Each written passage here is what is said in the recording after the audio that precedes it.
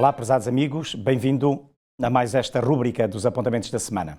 Estamos numa nova semana e com ela temos um novo tópico, um novo assunto que nós vamos exatamente refletir, sobre o qual vamos refletir, pensar, analisar, e para isso todas as semanas temos tido o grande privilégio de contar com o pastor Ilídio Carvalho. Olá, pastor Ilídio, bem-vindo, mais uma vez estamos juntos para este apontamentos da semana, e esta semana há uma pergunta muito interessante que é, digamos, é o tópico em forma de pergunta e que, portanto, vai com certeza ser também muito interessante, a exemplo do que têm sido os outros assuntos nas semanas anteriores.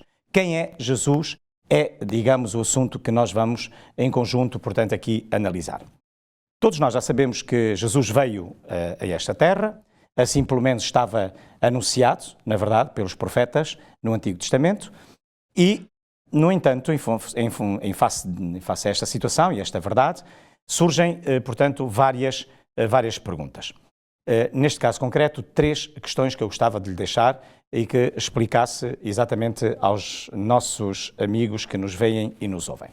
Primeira pergunta, quem era efetivamente Jesus? Esta é uma pergunta importante. Segunda pergunta, o próprio João Batista teve dúvidas a este respeito, ou a respeito de Cristo? Sim ou não? Porquê? Portanto, isto é importante também responder. E, finalmente, uma terceira pergunta que também me parece pertinente, que é: que acusação é feita à Igreja Adventista do Sétimo Dia neste contexto de desapontamento? Penso que é importante, portanto, darmos aqui, então, algumas diretrizes, algumas explicações em relação a estas 3 perguntas que são feitas no que concerne à questão, digamos, da vinda de Jesus a esta terra, conforme estava anunciado no Antigo Testamento. Jesus é uma entidade que, aliás, todo o Antigo Testamento, ele tem razão de ser, na medida em que, para que nós cheguemos, efetivamente, de uma forma conclusiva e cabal, à pessoa de Jesus. O Antigo Testamento não é feito para anunciar um povo que se chama judeu ou Israel, mas sim tendo em vista encontrar a gênese desse alguém que deveria de vir, que é o Senhor Jesus. E isso nós encontramos logo à partida no livro de Gênesis, no capítulo 3, no verso 15. A primeira profecia messiânica ali encontramos, de que viria aquele que era a semente da mulher feminina em português, mas ali é masculina porque se trata de um homem que é Jesus. Por outro lado, recordando o que encontramos no livro do Apocalipse, no capítulo 12, quando fala logo nos primeiros versículos, onde fala que a mulher dará à luz um varão. E recordando uma vez mais que é nem mais nem menos o eco daquilo que nós encontramos em Gênesis 3,15. Não há um feminino, a tal semente da mulher, a semente da mulher que é no contexto masculino. Esse Jesus, o próprio nome, esse Yeshua, indica claramente, como diz no Evangelho de Mateus, no capítulo 1, e a partir do verso 20, claramente que colocarás o nome de Jesus. E Yeshua quer dizer aquele que salva. Portanto, o Senhor salva. Esse é o seu nome. Cada nome no Antigo Testamento, e não só, na mentalidade semítica, faz parte de um traço de caráter. Cada nome. Nós damos nomes para uns aos outros para que nós nos possamos diferenciar uns dos outros, não é assim? Sou João, sou António, sou Manuel ou Joana, mas sem qualquer significação especial. No Antigo Testamento assim não é. E nós encontramos diversos exemplos em que esses nomes significam, repito, um traço de caráter, manifestam um traço de caráter. Ora, Jesus, o nome deste Yeshua, ou seja, é aquele realmente que salva, aquele que vem salvar o seu povo dos seus pecados. Ora, é interessante que Jesus, apesar de ser, no Antigo Testamento, todas as profecias messiânicas apontavam para Jesus, assim como dissemos nos programas anteriores, João Batista também estava, há 700 anos antes, anunciado no profeta Isaías, no capítulo 40, no verso 3, aquele que viria proclamar e endireitar as veredas do Senhor de Yahvé, que é Jesus, mais tarde, Yahvé, Antigo Testamento, Novo Testamento, Jesus. Esse João Batista também, curiosamente, embora ele não tivesse grande contato com o seu primo, Jesus, porque ele vai ser criado vai crescer, se quisermos, João Batista, mais no deserto, portanto, alguns irão dizer que há toda esta raiz essênica, portanto, com aqueles que saíram do mundo judaico para o deserto, para ali estarem mais em contacto com a divindade e estudarem a palavra de Deus de uma forma, vou chamar a palavra de Deus, de uma forma mais acurada e mais perto da presença de Deus, até porque o deserto é a escola de Deus por excelência, porque os profetas, todos eles passaram pelo deserto. E para ouvirmos a voz de Deus, nada melhor do que o deserto. E não é por acaso que Jesus vai começar o seu ministério no deserto. Tive um professor que dizia que Jesus tem, como ser humano, tem 2 pontos altos no seu ministério. Tem um no início e outro no fim. Ou seja, no deserto da tentação, onde ele vai conhecer qual será o seu ministério. No Getsemane, no fim, onde ele vai conhecer todos os parâmetros da sua morte. Aliás, como iremos ver também numa certa secção nestes estudos que iremos abordar. Ora, dizia eu, João Batista, ele vai ter um ministério de curta duração, aplainar e direitar os veleiros do Senhor, que sabemos que é Jesus, e ele vai ser preso. E em prisão ele apercebe-se que Jesus, aquele que ele vai dar a mão, se quisermos, vai abrir as portas, escancarar as portas para que o ministério de Jesus possa continuar, ele apercebe-se que Jesus nunca o foi visitar à prisão. E ele envia discípulos, como nós o faríamos, discípulos seus, para ir ter com Jesus, perguntar realmente, fazer uma pergunta a Jesus, uma pergunta que é crucial. E essa pergunta nós encontramos lá aqui, por exemplo, no Evangelho de Mateus, no capítulo 11, no verso 3, essa pergunta que nós, se estivéssemos na posição de João Batista, falaríamos, que ele diz assim, foram ter com Jesus e Jesus faz essa pergunta e perguntar-lhe, és tu aquele que havia de vir? Ou nós esperamos um outro? Ora, filologicamente tem algum ponto de interesse esta expressão, esta dúvida de João Batista, que é esta palavra, és tu que deverias vir, aquele que nós esperávamos do Messias, ou um outro. Para dizer outro, o grego tem 2 expressões, tem uma expressão que é allos, que é outro. Por exemplo, quando nós olhamos o livro do Apocalipse, e veio um anjo, e veio outro anjo, e veio outro anjo. Por exemplo, Apocalipse 14, não é? Os diversos anjos. Sim. Nós dizemos que a mensagem do terceiro anjo do Apocalipse 14, mas não são 3, são 7 anjos lá dentro, não é?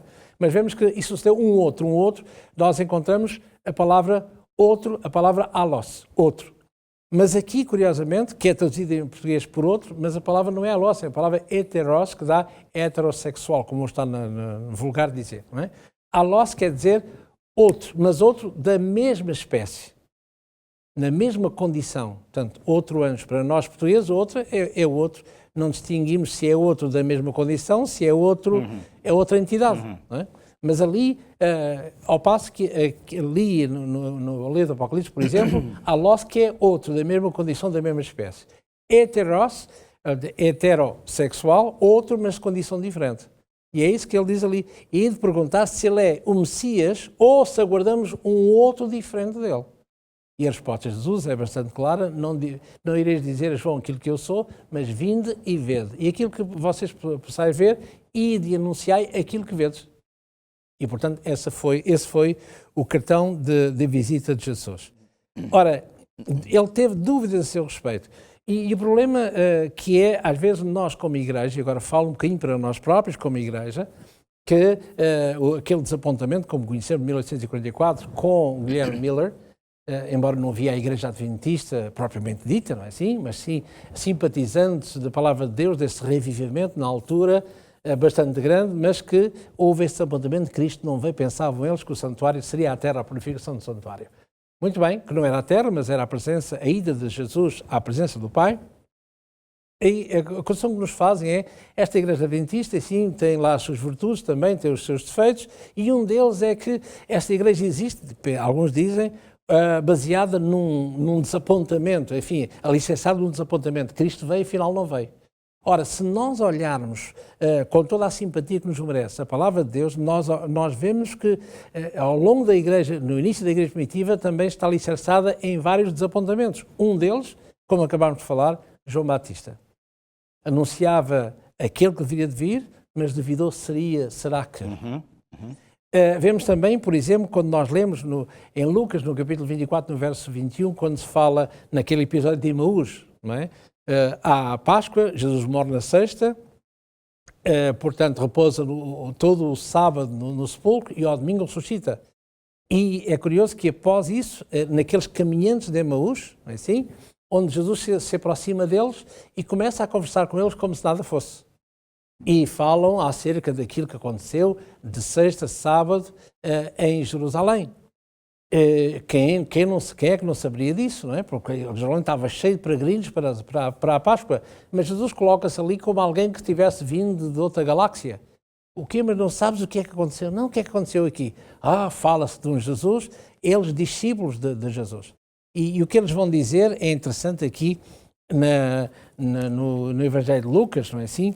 No capítulo 24 e em particular no verso 21, quando ele demonstra, ele dá a conhecer este caminhante, que passava por incógnito na altura, e é dita a maneira como eles falam com este estranho, que no fundo sabemos que era Jesus. E diz aqui no capítulo 24, no verso 21, diz assim, há aqui um caminhante para Emaús, e diz, nós esperávamos que fosse ele que remisse Israel, mas com tudo isto, hoje é o terceiro dia, ou seja, no domingo, não é? E nada de normal aconteceu. Ou seja, nós fomos aqueles que aparentemente fomos enganados por ele, porque pensávamos que era a solução dos diversos problemas a nível nacional e a nível político-religioso, mas afinal morreu e acabou-se. Nós que fomos induzidos ao erro. E vemos aqui um outro desapontamento. Ora, e já são dois, não é? E a Igreja Adventista, embora não fosse tida como Igreja Adventista, longe de lá, porque os seus membros eram um pouquinho de metodistas, um pouquinho de diversas igrejas, e é em conjunto destes membros de boa fé que se vão unir, estudar a palavra de Deus para ver o que é que realmente aconteceu. E eles confundiram-se, porque eles pensavam realmente, para a época, o santuário era a terra e não o santuário propriamente dito. Portanto, vemos que o que há é estudar a palavra de Deus para que melhor pudessem compreender o tempo em que eles estavam. Aliás, e se Guilherme Miller tivesse estudado Apocalipse 10, via claramente que afinal o santuário não era a terra, mas era exatamente o início do fim. E portanto, a Igreja Adventista do Sétimo Dia, ela está baseada, ou melhor, nasceu à conta como um resultado, como corolário do desapontamento, sim, mas não fez mais do que repetir os erros do passado. Muito bem. E aprender com eles. Muito bem. Muito obrigado, Pastor Ilídio. Penso que foi muito claro. Já sabemos quem é efetivamente Jesus. Vimos que João Batista teve, de facto, dúvidas a seu respeito e porquê, foi explicado claramente porquê. E também, portanto, esta questão do desapontamento, nada que não tivesse acontecido na altura e, efetivamente, também com o próprio Senhor Jesus, na verdade, com essa pergunta, não é, que é feita. E, obviamente, também hoje, nos nossos dias, há muita gente que coloca, efetivamente, as mesmas questões, enfim, relativamente à pessoa de Jesus. O tempo voa e nós temos que andar também, andar depressa, e queria dar aqui um salto rápido para uma situação muito interessante. O Evangelho mostra-nos, Pastor Ilídio, portanto, à medida que nós vamos lendo e vamos estudando, mostra-nos os diferentes títulos de Jesus. Aparece, por exemplo, o Filho do Homem, Filho de Deus, etc, etc. Portanto, por aí nós vamos e vemos que ele tem, efetivamente, diferentes títulos.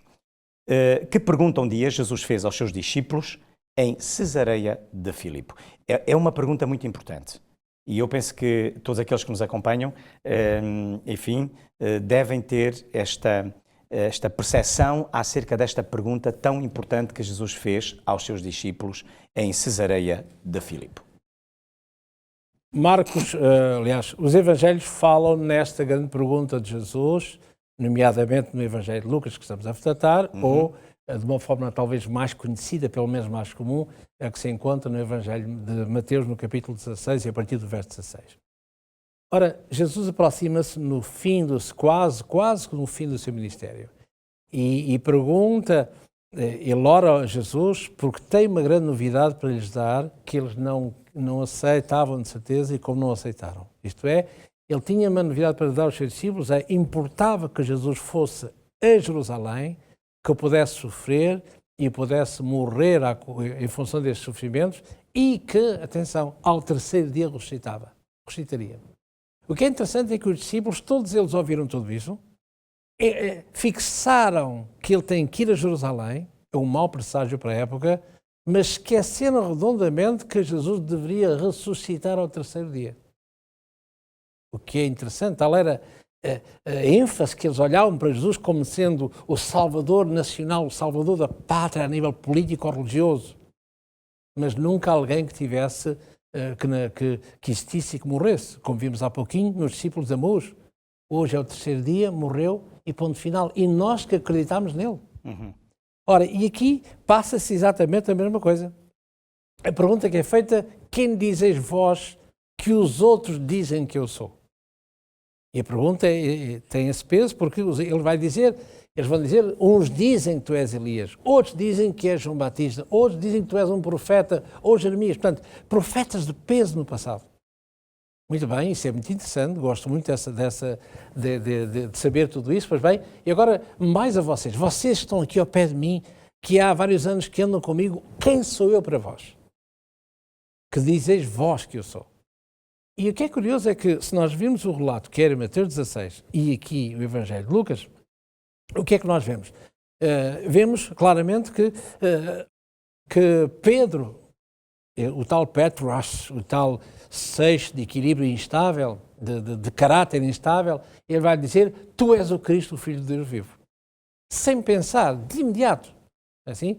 Ora, e Jesus congratula-se com essa resposta, mas vai ao ponto de dizer que essa resposta é verdadeira, só que pena não vem dentro de ti, mas inspirado por Deus o Pai, tu estás a dizer que eu sou o Filho de Deus. E o que é espantoso é que, logo versículos a seguir, quando Jesus diz que importa que eu vá, que sofra e que morra e que ressuscite, é espantoso vermos que Pedro vai chamar Jesus à parte, como fosse a repreendê-lo, ó mestre, isso nada disso te acontecerá. O quê? Um Messias não morre, o Messias reina, o Messias a rigor fará sofrer. Não te esqueças, ó Jesus, que eu sou um sicário, eu sou um zelota, tanto só pela lei da força, pela lei da sica, ou seja, a espada, não é assim? Pela força, pela violência. Assim obtém-se qualquer coisa, não é só pelo falar. E quando Jesus ouve aquelas palavras, curiosamente, quando ele se vira para Pedro, ou para Petros, vai dizer que não para trás de mim, Pedro, que não gosta das suas palavras, mas para trás de mim, Satanás. Portanto, Pedro estava a falar totalmente também inspirado pelo contrário de Deus, para dizer que nada disso te acontecerá. Tu nunca passarás pelo sacrifício, tu nunca passarás pela cruz, nunca. Não é?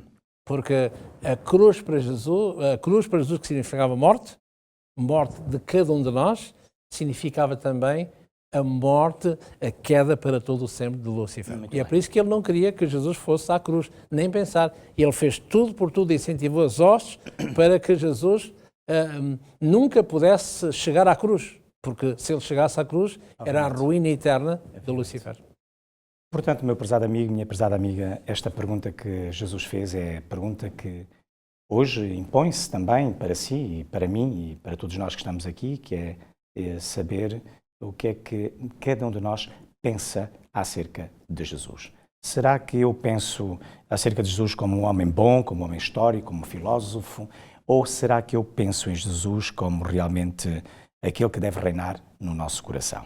Isto é que é o mais importante. Pastor Eli, nós temos uma última pergunta, porque o tempo vai passando, vai voando, e a última pergunta tem que ver com um acontecimento que ocorreu efetivamente nos Evangelhos e que os Evangelhos relatam, portanto, esse acontecimento. Estou-me a referir à própria transfiguração de Jesus.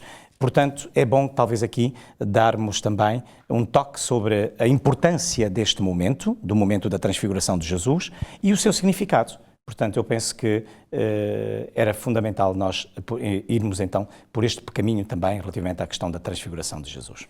Como vimos há pouquinho, Lucas no capítulo 9 e a partir do verso 18 fala esta questão que dizem os homens que eu sou, que nós respondemos, não é assim?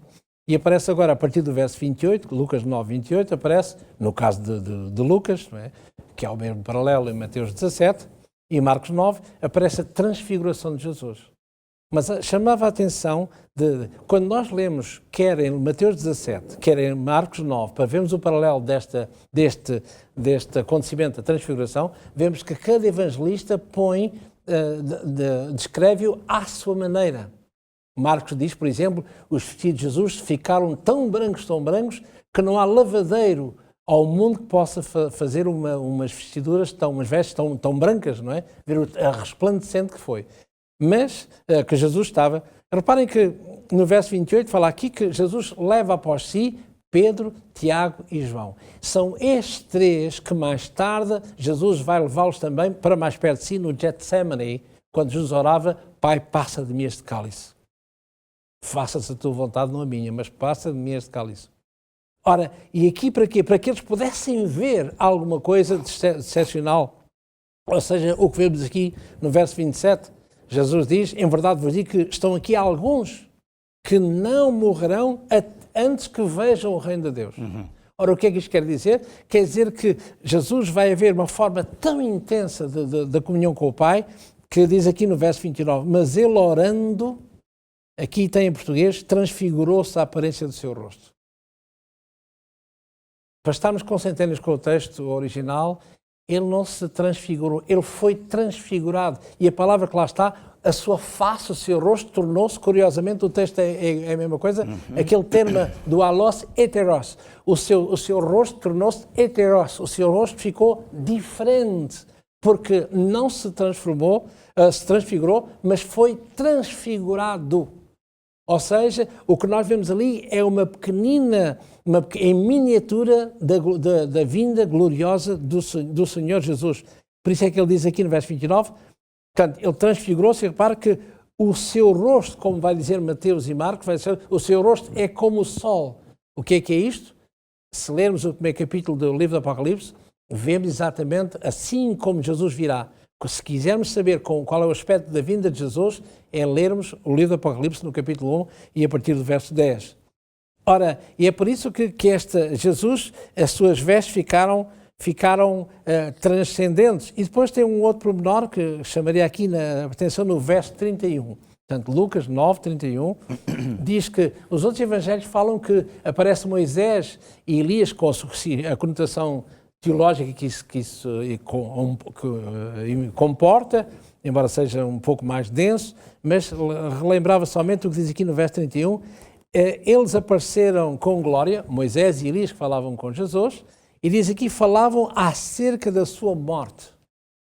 Ora, encontramos aqui outra palavrinha que o texto não fala de morte, porque morte, encontramos thanatos, que era morte, mas ele fala de exodus, fala do caminho. E o que eles falam, os três, é acerca do caminho que vai dali até Jerusalém ao sacrifício. Ora, e é isso que eles falam, eles estão, um que nunca passou pela morte, Elias, outro que passou pela morte e que ressuscita, que será o símbolo mais tarde daqueles com a vinda de Jesus, aqueles que nunca passaram pela morte, o símbolo de Elias, e aqueles que um dia passarão pela morte, mas que ressuscitarão, o símbolo de Moisés. E aqueles, por isso é que ele diz aqui no verso 27, está aqui alguns que verão o Filho do Homem, verão o reino de Deus antes de provarem a morte, que era o caso de Pedro, Tiago e João. Ou seja, uma vinda em miniatura de Jesus, com aquele símbolo daqueles que não morrerão e aqueles que morrem, mas que ressuscitarão para viver com Cristo para todo o sempre. Muito bem.